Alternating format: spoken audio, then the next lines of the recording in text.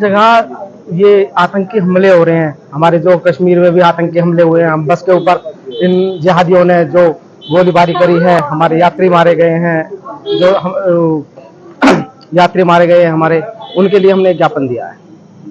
क्या मांग किए हैं आप लोगों ने उसमें? हमने ये मांग किया कि गोली का जवाब गोली से और ईंट का जवाब पत्थर से, और जो हमेशा से ये आतंकी हमले होते आ रहे हैं, इनका कड़े से कड़ा विरोध किया जाए।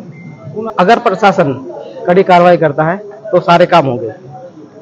और हमारा एक बजरंग दल का, पूरे बजरंग दल, पूरे हरियाणा में, पूरे प्रदेश में बजरंग दल का आज यही विरोध रहा है। हर जगह ज्ञापन दिए गए हैं और जितने ज्यादा से ज्यादा क्या रहने वाली है आपकी?